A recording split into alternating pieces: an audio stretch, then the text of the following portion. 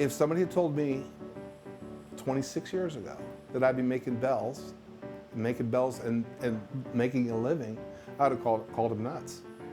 And sure enough, you never know. You never know what God's going to put in your path. Right in the middle of downtown Round Rock, behind the large carved stone, sits the unassuming home of Jewelry John's tiny bell foundry. Sure, it's not some big steam-blowing warehouse, but not everything is bigger in Texas, and you only need so much space to make these miniature bells. The story goes is Chantel and I were at the gem show in Tucson, Arizona, and we were looking for things to buy to resell. And we came across a guy who was making bells, but they were big bells, nothing that you could really wear. And we came home and made the first bell, the Bell of Christ. The first bell we ever made, and to this day it's our #1 selling bell. It may be a niche market, but the bell collection has the monopoly. From silver sunflowers to golden guardians, up to 400 bells are cast and shipped out to loyal customers each week. But for John, as much as he loves crafting these intricate works of art, his favorite part of the process is writing the stories that come in each package. The older I get, the more I like writing the stories. Why is it so important to have that story to go along with it? Some people buy it because of the way it rings. Some people buy it because of the name of it, or what it sounds like or looks like.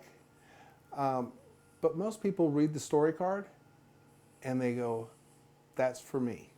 But it seems to always remind them of something, and the intent was that it would remind them of the good things in life. Isn't it kind of like, what is it, A Wonderful Life? Yeah, exactly. Anytime you hear a bell ring, an angel gets his wings. Absolutely.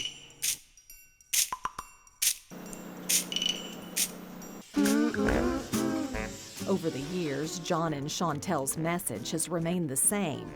When you hear the chiming of the bell, let it remind you of happy memories and how far you've come.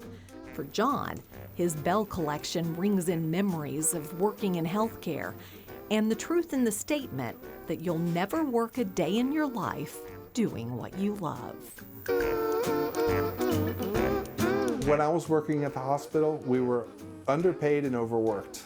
And I was always looking for something and in retail, because I love talking to people and I love representing. And I told my family and I told my wife that I was going to quit my job at the hospital and start selling jewelry. And they told me I was crazy.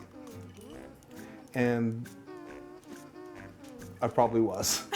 but now? But you never know. Sometimes when you take that step, you don't know what's going to happen, but you have the faith that it will. I had the faith that it would, and it has. It's been wonderful.